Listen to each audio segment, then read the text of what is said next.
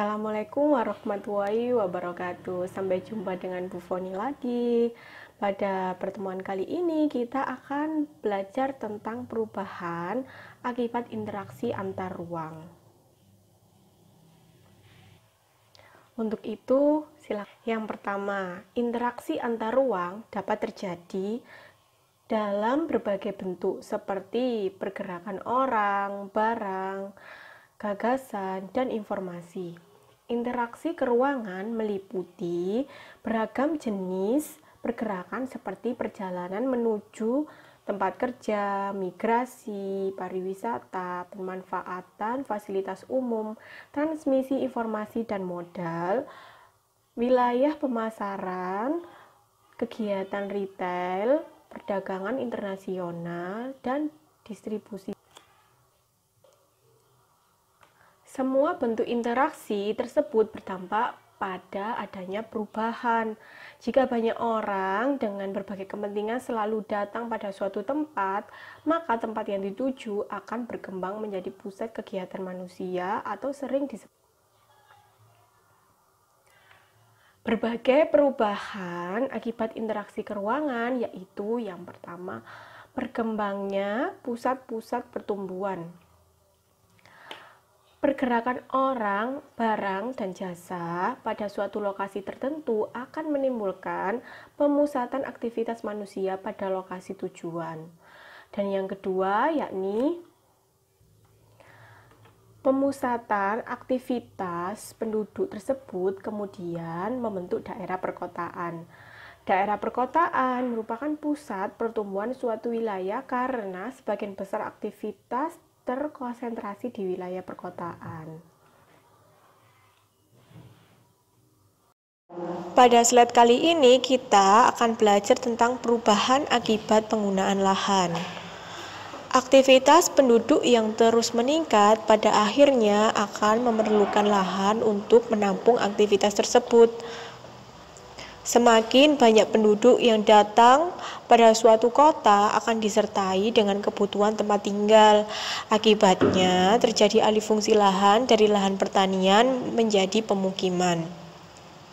Hal yang sama juga terjadi pada industri perdagangan, jasa, dan lainnya yang memerlukan lahan untuk menampung aktivitasnya. Dengan demikian, terjadi perubahan penggunaan lahan dari pertanian ke non-pertanian, seperti permukiman, industri, perdagangan, jasa.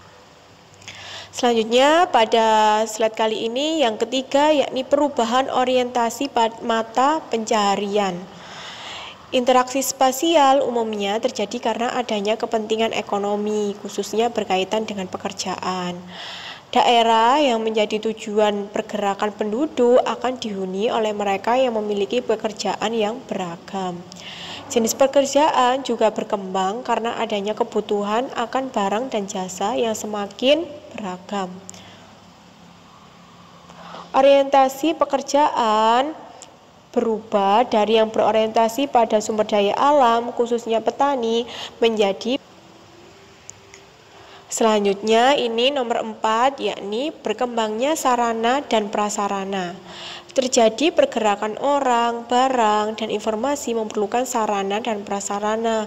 Pembangunan sarana dan prasarana akan semakin meningkat dengan meningkatnya pergerakan tersebut, seperti kendaraan, jalan, fasilitas umum, pusat-pusat perdagangan, dan lain-lain terus bertambah dengan semakin meningkatnya interaksi keruangan. Bisa dilihat pada gambar di bawah ini, yakni gambar bandara yang semakin maju dengan semua sarana prasarananya, ada juga halte. Selanjutnya yakni adanya perubahan sosial dan budaya.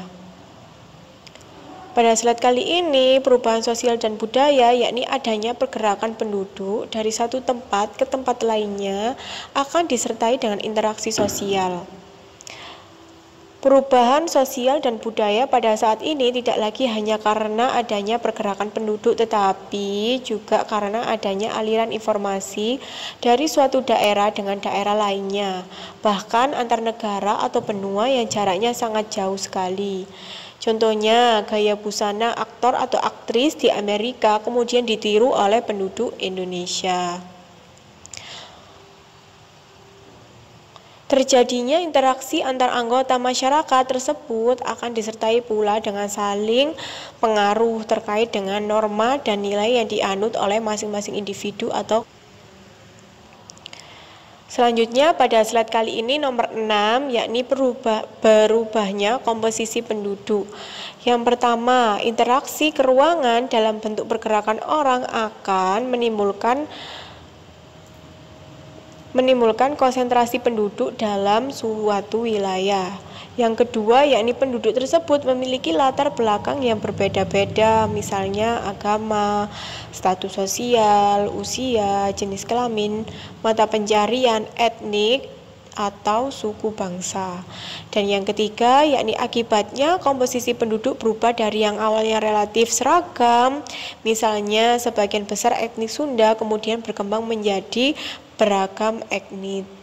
Sekian materi pada kali ini, yakni materi tentang perubahan interaksi antar ruang yang terjadi di muka bumi kita.